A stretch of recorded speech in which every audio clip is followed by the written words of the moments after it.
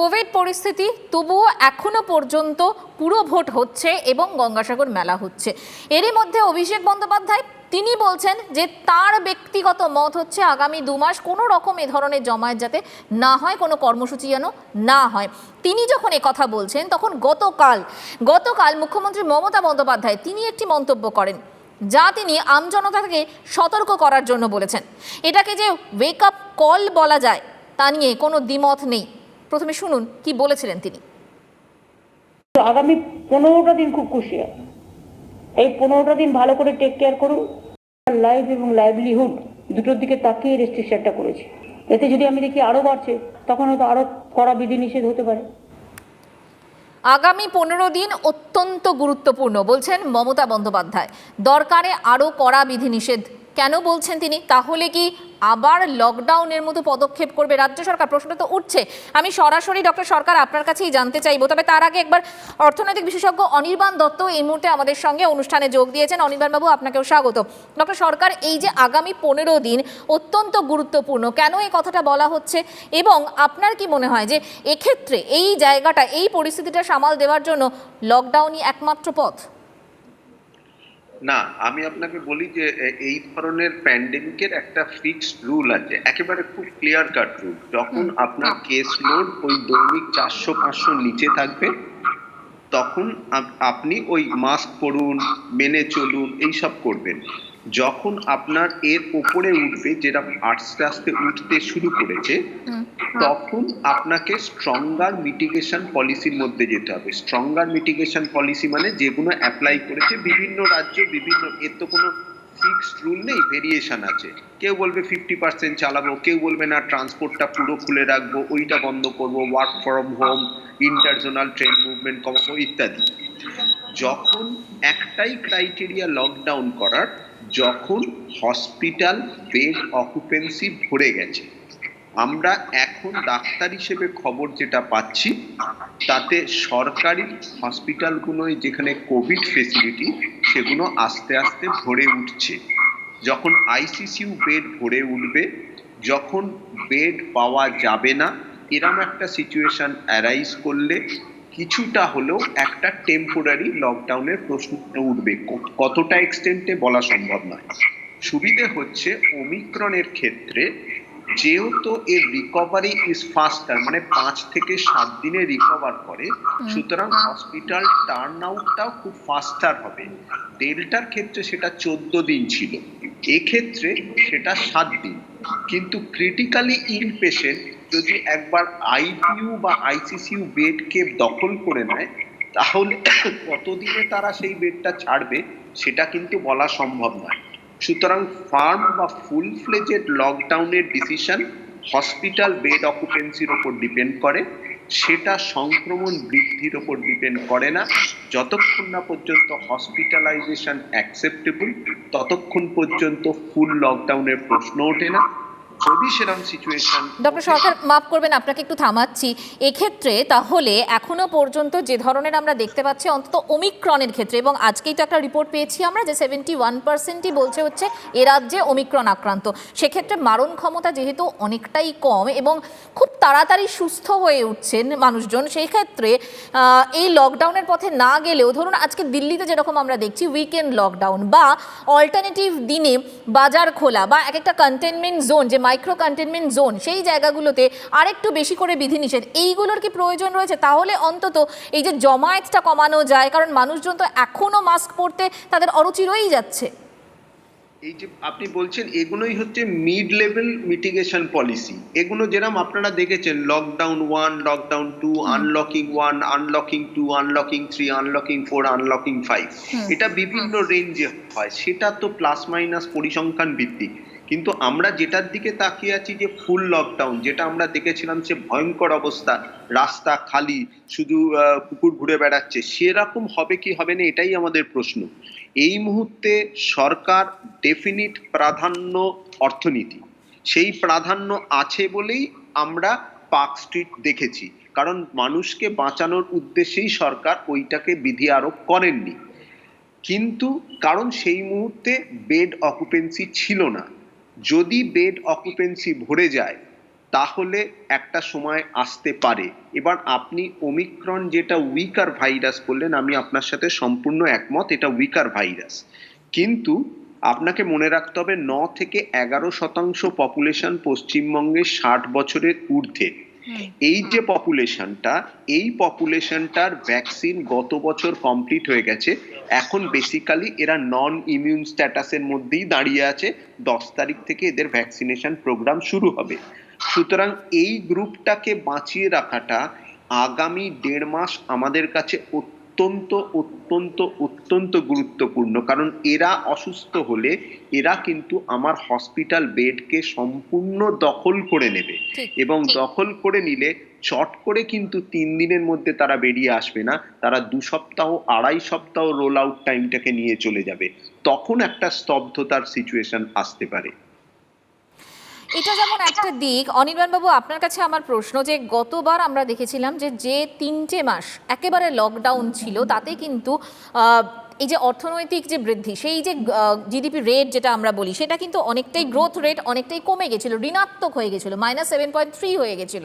এবারে যদি সেরকম জায়গা হয়, তাহলে এই যে ধাক্কা, এই ধাক্কা কি আমরা আবারও সামাল দিতে পারবো, বা সেই জায়গাটায় কি আমরা আদৌ আছি? তা সেটা দেখুন সময় বলবে, কিন্তু আপনাকে বলি প্রথম লকডাউনের সঙ্গে কিন্তু এখনকার অবস্থার একটা মূলগত মানে বৈশিষ্ট্যর পার্থক্য আছে। প্রথম লকডাউন যেটা হয়েছিল সেক্ষেত্রে কিন্তু আমাদের অভিজ্ঞতা ছিল না, সারা বিশ্বের কোনো দেশের কাছেই কিন্তু তার আগে কোনো অভিজ্ঞতা ছিল না। আমরা পরে যেটা বুঝতে পেরেছি সেটা হচ্ছে ভারতবর্ষের পরিকল্পনা একটু অভাব ছিল, ঠিক টাইমে আমরা লকডাউনটা করিনি। প্রথম লকডাউনের কথা বলে আজকের দিনে কোনো ভ্যালু নেই, তার কারণ হচ্ছে এখন আমরা অনেকটাই অভ্যস্ত হয়ে গেছি। ডাক্তার বাবুরা করোনার চরিত্র অনেকটা বুঝতে পেরেছেন, আমাদের স্বাস্থ্য পরিকাঠামো কিছুটা হলেও উন্নতি হয়েছে। আপনাকে এর সঙ্গে সঙ্গে আরো একটা কথা বলি যে লকডাউনের কুফল যেটা অর্থনীতিতে আমাদের উপরে পড়েছে সেটা আমরা বুঝতে পেরেছি, এবং বুঝতে পারার জন্য এখন আমরা দেখতে পেরেছিলাম সেকেন্ড লকডাউনের ক্ষেত্রে কিন্তু কেন্দ্রীয় স্তরে কোনো লকডাউনের কথা বলা হয়নি, শুধুমাত্র বলা হয়েছিল রাজ্য যদি চায় তাহলে রাজ্যের সুবিধা অনুযায়ী, রাজ্যের অসুবিধা অনুযায়ী তাহলে মাইক্রো কন্টেনমেন্ট জোন বা কিছু ক্ষণস্থায়ী নিয়ন্ত্রণ বিধি সেগুলোকে কিন্তু পর্যালোচনা করতে পারে। তৃতীয় ঢেউ এর ক্ষেত্রেও আমরা যেটা দেখছি এখনো অবধি, সেটা ভাবে কিন্তু আপনাকে আমি বলতে পারি দায়িত্বহীন ভাষায় সার্বিক লকডাউন হবে না। কিন্তু একটা কথা ডাক্তারবাবু যেটা বললেন, যেটা 60 বছরের উপরে যারা আছে তাদেরকে মানে সুরক্ষিত রাখতে হবে। আপনাকে এর সঙ্গে সঙ্গে আরো একটা কথা যোগ করি, সেটা হচ্ছে ওয়ার্কিং পপুলেশন যেটা আমাদের মানে রাজ্য বলে নয় ভারতবর্ষের, সেটা অ্যাভারেজ কিন্তু 21 থেকে 60 বছরের মধ্যে। এই ওয়ার্কিং ক্লাসটাকে যদি আমরা একটুখানি মানে ঠিক মতো ভাবে ব্যবহার করতে পারি যাতে অর্থনৈতিক কাজকর্ম বিঘ্নিত না হয়। দেখুন জীবন ও জীবিকার যুদ্ধে মানুষ কিন্তু জীবনকেই এগিয়ে রাখবে। আমরা যতই বলি জীবন ও জীবিকার যুদ্ধে ব্যালেন্স করতে হবে, ভারসাম্য আনতে হবে, এটা তত্ত্ব কথা। কিন্তু মানুষ যদি জীবন ও জীবিকার মধ্যে একটা ভারসাম্য আনতে পারে বা আনতে পারার কিন্তু চেষ্টা করে, অনির্বাণবাবু, জীবন এবং জীবিকার মধ্যে জীবন এগিয়ে থাকবে, সেটাই স্বাভাবিক, কিন্তু জীবিকারও বেশ কয়েকটা দিক রয়েছে। আমার যেটা প্রশ্ন আপনার কাছে, যে এই যে ছোট বড় অনেকগুলো জীবিকা আছে এবং ক্ষতিও আছে, যেরকম আমরা দেখলাম যে এই যে সেলুন বা সালো, এগুলোর মধ্যে একটা বিস্তর ফারাক রয়েছে, সেগুলো কিন্তু খুলতে হলো, কারণ প্রত্যেকেরই জীবিকা নিয়ে একটা রুজি রুটির একটা প্রশ্ন থেকে যায়। আমি সেই জায়গাটায় আসতে চাইছিলাম। একদমই তাই। দেখুন রাজ্য বা কেন্দ্র চালাতে গেলে কিন্তু সর্ব অংশের মানুষদের কথা ভাবতে হবে, এবং সর্ব অংশের সব স্টেক হোল্ডারদের কথা যদি ভাবতে যায় তাহলে কিন্তু সরকার কোনো রকম ভাবে কখনোই এই লকডাউন বা নিয়ন্ত্রণ এগুলো আনতে পারবে না। আপনাকে মাথায় রাখতে হবে যে কিছু কিছু ক্ষেত্রে সরকার মনে করেছে, তার মধ্যে নিশ্চয়ই কিছু সায়েন্টিফিক রিজন আছে, যে ক্ষেত্রে এই সেলুনের কথা বলা হয়েছিল। কিন্তু আপনি যদি ওই সেলুন মালিকের কথা ভাবেন বা সেলুনের যে কর্মচারীদের কথা ভাবেন, তাহলে কিন্তু আপনাকে বলতে হবে যে তাদের ক্ষেত্রে কিন্তু এই লকডাউনটা তাদের ক্ষেত্রে একটা অভিশাপ। আপনাকে এর সঙ্গে সঙ্গে আরো একটা কথা বলি, কয়েকদিন আগে মুখ্যমন্ত্রী যেটা ইঙ্গিত দিয়েছিলেন, খুব ইঙ্গিতপূর্ণ মন্তব্য এবং হতাশাজনক কিছুটা হলেও ওনার ক্ষেত্রে, যে লোকাল ট্রেন চালালেও মুশকিল, লোকাল ট্রেন বন্ধ করলেও মুশকিল। আপনাকে ভাবতে হবে রাজ্যের ক্ষেত্রে, আপনি স্টুডিওতে বসে আলোচনা করছি, কিন্তু ঠিকই, একটা একই আমি রাজ্যের আপনি প্রধান আলোচনা করছি যখন ঠিকই, এবং রাজনৈতিক যারা নেতা নেত্রীরা রয়েছেন তারা কি ভাবছেন তাদের থেকেও আমি শুনবো, তাদের বক্তব্য শুনবো অবশ্যই। তবে সাধারণ মানুষ তারা কি ভাবছেন শুনি। আবার লকডাউনের প্রান্তিক মানুষ যাদের এমনি তো কাজ হারিয়েছে, প্রান্তিক মানুষ যাদের তারা সমস্যায় পড়বে, তারা অর্থনৈতিকভাবে আরও দুর্বল হবে। লকডাউন হয়ে গেলে তো খুবই অসুবিধা। এমনি কাজকর্মের প্রথম লকডাউনের পর থেকে কাজকর্মের অবস্থা এমনি খারাপ হয়ে গেছে। আবার যদি লকডাউন হয় আবার প্রবলেম, আবার সেই লোক ছেড়ে দেবে সব কোম্পানিগুলো। যদি বন্ধ করতে হয় সবই করুক, ওরকম ট্রেন বন্ধ, বাস চালাবে তো ওটা তো আরও প্রবলেমে পড়তে হয় সবাইকে না। অসুবিধা হবে না, ভালো হবে, মানুষ বাঁচবে, ঠিক আছে। যদি বিধিনিষেধ না করে তাহলে মানুষ আর বাঁচবে না। যেমনি আগে করেছিল সেরকম করা ভালো, হ্যাঁ, কিন্তু কতগুলো আবার দরকারে লাগে না, ক ঘন্টা এরকম করছিলেন না, ওটাই ভালো ছিল। মানুষের মৃত্যু তো আগে আটকানো দরকার, তারপর তো রুজি। মানুষ না আসলে কাজ করবে কী করে? তো আমার মনে হয় যদি বেশি অবস্থা খারাপ দিয়ে লকডাউন ঠিক। আমাদের মতন কিছু মানুষের খুবই কষ্ট হবে, কারণ আমাদের তো দিন আনা দিন খাওয়া মানুষ, সরকারি চাকরিও করি না যে মাস গেলে একটা ফিক্সড টাকাও আসবে। সেক্ষেত্রে বলবো যে উনি যদি মনে করেন, কারণ যেভাবে মানুষের করোনাটা বেড়ে যাচ্ছে, আর মানুষ তো এমনিও মানুষ এমন করছে মনে হচ্ছে 25শে ডিসেম্বর 1 জানুয়ারি আর আমার জীবনে আসবে না, এটাই মনে হচ্ছে শেষ। এই জাতীয় যে লকডাউন, এটা কোথাও দাঁড়িয়ে শিক্ষাক্ষেত্রে একটা চূড়ান্ত বিপর্যয় ডেকে আনবে, এবং যেটা ইররিপেয়ারেবল ড্যামেজ আর কি। সুদীপ, আপনার কাছে আসি। এ তো রীতিমতো শাখের করাত, মিশ্র প্রতিক্রিয়া আমরা পেলাম, করলেও মুশকিল, না করলেও মুশকিল। আপনি কি বলবেন? না, এই কথা তো ঠিক যে ডাক্তারবাবু যে কথা, অর্থনীতিবিদ যে কথা বলছিলেন যে লোকাল ট্রেন চালালেও মুশকিল, না চালালেও মুশকিল। কিন্তু আসলে আমার একটা জিনিস ব্যক্তিগতভাবে মনে হয় যে সরকারের যেমন দায় দায়িত্ব রয়েছে, তার পাশাপাশি সাধারণ মানুষেরও কিন্তু প্রচুর দায় দায়িত্ব রয়েছে। তার কারণ মানুষকে নিয়েই সরকার, এবং এখানে দল মত রাজনীতির ঊর্ধ্বে উঠে আমাদের একটা জায়গায় এক হতেই হবে, ঐক্যবদ্ধ হতেই হবে যে আমরা করোনাকে হারানোর জন্য, পরাস্ত করবার জন্য সেখানে মাস্ক পরা থেকে শুরু করে শারীরিক দূরত্ব বিধি মানা থেকে শুরু করে যেগুলো জমায়েত এড়িয়ে চলা, এগুলো আমাদেরই মানতে হবে। সরকার বিধিনিষেধ আরোপ করতে পারে, কিন্তু মানুষ যদি মনে করেন যে সেই বিধিনিষেধ আমরা মানবো না, সেক্ষেত্রে বিপদে কিন্তু মানুষই পড়বেন। আমি আরেকটা একটা জিনিস, গঙ্গাসাগর নিয়ে কথা হচ্ছে, উত্তরপ্রদেশেও একই রকম ভাবে কুম্ভ মেলার সময় এই একটা রোল উঠেছিল। কিন্তু এই যে ধর্ম বলুন, রাজনীতি, তৃণমূল কংগ্রেস, বিজেপি, সিপিএম, কংগ্রেস, এই রাজনৈতিক দল এবং আমার ধর্ম আপনার ধর্ম, আপনার হাউস আমার হাউস, এগুলো বাঁচতে পারে একটাই স্বার্থে, যদি মানুষ বেঁচে থাকে। তা মানুষ বাঁচুক, এবং তার জন্য সাধারণ মানুষকে আমরা সকলে মিলে একটা জিনিস, একটা অনুরোধ করতে চাই যে আসন্ন দিনগুলোতে আসুন, করোনাকে হারিয়ে আমাদের এটা সত্যিই তো যেন মনে হচ্ছে যে জীবনের শেষ 1 ডিসেম্বর, জীবনের শেষ 25শে ডিসেম্বর, 1 জানুয়ারি আমরা দেখলাম, তা তো নয়। সুদীপ একদম ঠিক কথা বলছেন, এবং সত্যি কথা বলুন তো, কেন এই কথাটা আপনার দল একটু ভাবলো না? পার্ক স্ট্রিটে অতটা জনজোয়ার, ওই জায়গাটায় কি আটকানো যেত না? অথবা যখন সেই ঘটনা ঘটে গেল, ওমিক্রনের এরকম একটা পরিস্থিতি বারবারন্ত আমরা দেখতে পাচ্ছি, তখন সত্যিই কি মেলাটা খুব প্রয়োজন ছিল? না, মেলাটার প্রয়োজন তো, মেলাটা হবে কি হবে না সেটা তো কোর্ট বলেছে, কোর্টের অর্ডার নিয়ে মেলা হচ্ছে। আবারও সেই একই কথা, মেলার পক্ষেই তো আপনারা কথা বলেছিলেন, আপনারা তো সওয়াল করেছিলেন। আমি আসবো আপনার কাছে, আমাকে বিরতিতে যেতে হবে। কেয়াদি, আপনার কাছে আমার প্রশ্ন যে এই ওমিক্রন পরিস্থিতিতে দায়িত্বশীল বিরোধী দল হিসেবে আপনারা কি শাসক দলের পাশে দাঁড়াবেন, বা এই লকডাউনের পরিস্থিতি যদি হয়, এরকম যদি সত্যিই হয়, তাহলে কি করবেন আপনারা? আপনাদের অবস্থান কি হবে? দেখুন, আসন্ন দিনে কি হবে, কতটা সংক্রমণ আরো কতটা বাড়বে, সেটা তো অবশ্যই সবার অপেক্ষা। কিন্তু আমরা প্রথমেও বলেছিলাম, প্রথম লকডাউনের ক্ষেত্রেও বলেছিলাম, পরবর্তীকালেও আমরা বলেছি যে আমরা দায়িত্বশীল বিরোধী হিসেবে আমরা অবশ্যই সাহায্যের সব রকম হাত বাড়িয়ে দিতে রাজি আছি। আমরা আগেও বলেছি, এই কথাটা বারে বারে বলছি, কিন্তু অদ্ভুতভাবে আমরা দেখেছি যে এই লকডাউনের সময় যখন আমরা যারা আর্ত, তাদের কাছে আমরা যখন কিছু খাবার হোক বা স্যানিটাইজার এইসব জিনিস যখন বিলি করতে যাচ্ছি, তখনও কিন্তু রাজনীতির কবলে পড়তে হয়েছে আমাদের।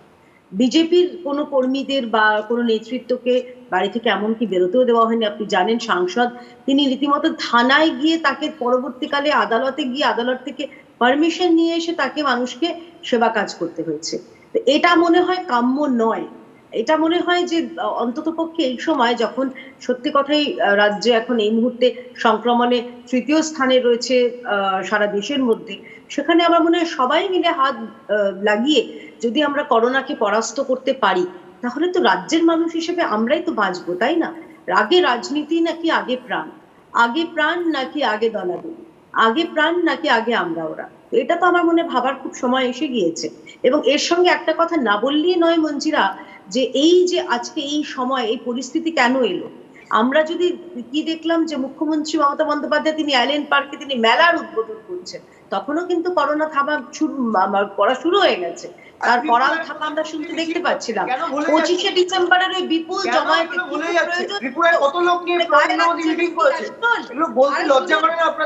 লকডাউন নিয়ে আমরা কথা বলছিলাম, আলোচনা করছিলাম। ইতিমধ্যেই আমরা দেখেছি দিল্লিতেও উইকেন্ড কারফিউ শুরু হয়ে গেছে। মুম্বাইয়ে মেয়রও লকডাউনের ইঙ্গিত দিয়েছেন। মুখ্যমন্ত্রীর মন্তব্যের পর বাংলা কোন পথে হাঁটবে এ নিয়েই শুরু হয়েছে জল্পনা। প্রথম প্রশ্ন, সত্যি কি বাংলায় তাহলে লকডাউন হলে কতদূর পর্যন্ত জারি হবে বিধিনিষেধ? কোভিডের তৃতীয় ঢেউ থেকে বাঁচতে লকডাউনই কি একমাত্র পথ? লকডাউনে অর্থনীতি যে ক্ষতি হয় তা কি রাজ্য সামাল দিতে পারবে? এই প্রশ্নগুলোই এই মুহূর্তে ঘোরাফেরা করছে ওয়াকিবহাল মহলে।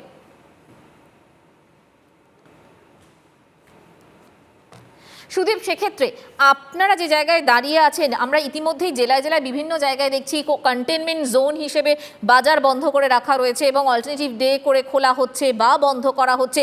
এই বিষয়গুলোকেই কি তাহলে আমরা বাড়তে দেখবো আগামী দিনে? না, সেটা তো পরিস্থিতির উপর নির্ভর করছে। আমি তো সরকারের মুখপাত্র নই, আমি আমার রাজনৈতিক দলের কথা বলতে পারি। সরকার যে সিদ্ধান্ত নেবে সেটা সরকারটা, যেমন আমার সরকার, আপনারও সরকার, বিজেপির যিনি বসে আছেন তারও সরকার।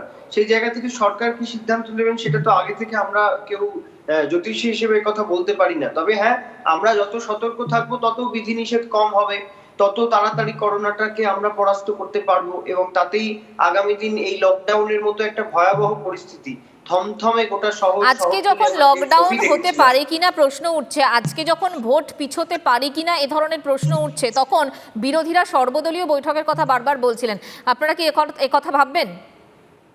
বিরোধীরা সর্বদলীয় বৈঠকের কথা ভাবতে পারেন। আগে বিরোধীরা যে কথাগুলো বলে আঙুল তুলছেন, বিজেপিকেই আমি প্রথমত বলবো, তার কারণ বাম কংগ্রেসের সে অস্থির কোনো অস্তিত্ব নেই পশ্চিমবঙ্গ বিধানসভায়। তারপরে বিজেপি তো আছে। বিজেপির পক্ষ থেকে যিনি এত বড় বড় কথা বলছেন, উনি এখন ওনার প্রধানমন্ত্রী, প্রধান সেবককে জিজ্ঞেস করুন 3 দিন আগে ত্রিপুরায় কিভাবে হাজার হাজার মানুষকে নিয়ে উনি একটা র্যালি করেছেন, কি করে। সুদীপ, বেশ, কে আদি উত্তর দেবেন? কে আদি? আসলে না, সুদীপের প্রবলেমটা হচ্ছে সুদীপ একদম পড়াশোনা করে আসেনি। আমার সত্যি খুব খারাপ লাগছে। একটু হোমওয়ার্কটা ভালো করে এসো ভাই। যেদিন প্রধানমন্ত্রী গেছিলেন সেদিন ত্রিপুরায় দৈনিক সংক্রমণ ছিল মাত্র 46 জনের। আর চলে আসি পশ্চিমবঙ্গে, তুমি নিজেই ফিগারটা দেখো, ফিগারটা দেখো। আরে কথার মাঝখানে কথা বলার অভ্যাসটা বন্ধ করো না ভাই। কথার মাঝখানে কথা বলার অভ্যাস তোমাকে কি ছোটবেলায় কেউ শেখায়নি? ছোটবেলায় শেখায়নি যে অন্যরা কথা বলতে নেই? শিখে নাও, না হলে আমাদের কাছে শিখে দেবো তোমাকে। কথাটা শুনে নাও। সেদিন দৈনিক সংক্রমণে আরেকটা কথা তুমি বললে না, আমার কথা উত্তরপ্রদেশ চলে গেলে। তুমি তো পড়াশোনা করে আসো না, তাই জানো না। কি পড়াশোনা করেছো আমি জানি না। উত্তরপ্রদেশে নয়, কুম্ভ হয়েছিল হরিদ্বার, সেটা হচ্ছে উত্তরাখণ্ড, আরো উপরের দিকে যেতে হয়। সেটুকু সুদীপ এবং কিয়াদি, আমার সময় যেহেতু খুব কম, আমাকে এদিকে শেষের দিকে আসতেই হবে। অনির্বাণ বাবু, আপনার কাছে আমার প্রশ্ন, যেদিকে আমরা এগোচ্ছি, যেভাবে আমরা এগোচ্ছি, জীবন এবং জীবিকার কথা মাথায় রেখে কি হতে পারে একটা সলিউশন, আপনার ভাবনা? দেখুন, এখানে সমষ্টিগতভাবে আমাদেরকে এগোতে হবে। আমরা যদি সবকিছু সরকারের দিকে মুখ চেয়ে অপেক্ষা করি তাহলে হয়তো বড় দেরি হয়ে যাবে। আপনাকে একটা কথা বলি, সরকারের কাছে মৃত্যু হয়তো একটা সংখ্যা, কিন্তু আমার আপনার কাছে কিন্তু একটা প্রিয়জন বিয়োগ। এবং আমরা যদি নিজেদেরকে সমীক্ষা না করি এবং আমরা যদি মনে করি যে কাজটা না করলেই নয়, যেটার সঙ্গে আমার রুজির প্রয়োজন আছে, যেটার সঙ্গে আমার নিত্য নৈমিত্তিক সংগ্রাম জড়িয়ে আছে, সেই কাজটাই আমাকে করতে হবে। বাদ বাকি জায়গায় আমার ঘুরে ফিরে সময় নষ্ট করে লাভ নেই। আপনাকে একটা ছোট্ট কথা উদাহরণ দিচ্ছি, একটা শপিং মলের কথা ধরে রাখুন। শপিং মলে আপনাকে আমি খুব স্ট্যাটিস্টিক দিয়ে বলতে পারি যে যত লোক তার ফুটফলস হয়, যত লোক সেখানে ঘুরে বেড়ায়, তার হয়তো খুব কম সংখ্যক লোকই কিন্তু ওখানে দোকান থেকে জিনিসটা কেনেন। মানে অর্থনৈতিক ট্রানজাকশন হয় কিন্তু খুব কম, কিন্তু সেখানে লোক ঘুরে বেড়ান বেশি। এই রকম কর্মকাণ্ড থেকে মানুষকে বেরিয়ে আসতে হবে এবং মানুষকে একটা জিনিস মানে দুটো জিনিসের মধ্যে একটা জিনিসকে বেছে নিতে হবে যে আগামী কয়েকদিন, যেটা মুখ্যমন্ত্রী বলছেন সেটা শুধু পশ্চিমবঙ্গের ক্ষেত্রে নয়, সারা ভারতবর্ষের সার্বিকভাবে যদি দেখেন আগামী 15 দিন থেকে 20 দিন বা 1 মাস হতে পারে, সেই 1 মাস কিন্তু মানুষকে বেঁচে থাকতে হবে। আপনাকে আরো একটা কথা বলি, ভারতবর্ষের অর্থনীতি সব থেকে বড় ভিত্তি হচ্ছে আমাদের হিউম্যান রিসোর্স। এই হিউম্যান রিসোর্সকে বাঁচিয়ে রাখতে হবে। ভারতবর্ষের ঠিক, আমি আসবো ডক্টর সরকার। যে কথাটা অনির্বাণ বাবু বলছেন যে হিউম্যান রিসোর্স এবং সেখানে মানুষকে বাঁচিয়ে রাখতে হবে এবং বাঁচিয়ে রাখবেন যারা, অর্থাৎ আপনারাই কিন্তু এইবারে সব থেকে বেশি আক্রান্ত হচ্ছেন। এরকম একটা পরিস্থিতিতে দাঁড়িয়ে যখন সত্যি সাধারণ মানুষ হিসেবে আমি বা আমার মতো আরও 5 জন হয়তো কিছু বুঝছি না, ভাবছি না, পরিস্থিতির যে জটিলতা, যে জায়গাটায় পৌঁছেছে সেই ভয়াবহতাটা বুঝতে পারছি না, কি বলবেন, কি বার্তা দেবেন? সেই বারে আনবো গণশত্রু, যে বারে বারে বলা জলে বিষ। এইবারের যেটা সেটা হচ্ছে হাফ হসপিটাল হোম আইসোলেশন কি তাড়াতাড়ি ফিট, আবার আপনি পরে বাড়িতে একটু রেস্ট নেবেন, না কার্ডিয়াক প্রবলেম আছে, আমি একটু রেস্ট নিয়ে ভাই 2-2.5 সপ্তাহ বাদে যাব। আমার ছোট ছোট বাচ্চা ছেলেরা 7ম দিনের জন্য ওয়েট করে আছে, 8ম দিনে তার আবার কোভিড ডিউটিতে ফেরত যাবে। অন্তত এটা ভাবুন, রিঅ্যাক্ট অ্যাকর্ডিংলি। ডক্টর সরকার, আপনার কথাটা শেষ কথাগুলো খুব স্পষ্ট করে আমরা শুনতে পেলাম না, তবে একটা জিনিস বুঝতে পারি বা একটা জিনিস উপলব্ধি করতে পারি যে এখন যে জায়গায় আমরা দাঁড়িয়ে রয়েছি সবাই মিলে, আমরা তো জীবনের কথাই আগে বলছি, তারপর তো জীবিকা, তারপর রাজনীতি, তারপর আলোচনা, তারপর বিতর্ক, সব কিছু থাকবে, কিন্তু আগে জীবন থাকতে হবে, সকলকে বেঁচে থাকতে হবে। সেই জন্য আমাদের নিজেদের জন্য, নিজেদের জীবনের কথা ভেবে আমাদের নিজেদেরই সচেতন হতে হবে, সতর্ক থাকতে হবে। প্লিজ একটু ভাবুন, ভাবাটা প্লিজ প্র্যাকটিস করুন। আজকের মতো বিকেলের বিতর্ক এখানেই শেষ করছি। আপনাদের 4 জনকেই অনেক ধন্যবাদ আমাদের সঙ্গে থাকার জন্য। আপনারা কেউ কোথাও যাবেন না, সমস্ত খবরের জন্য দেখতে থাকুন TV9 বাংলা। TV9 বাংলা, প্রথম থেকেই প্রথমে।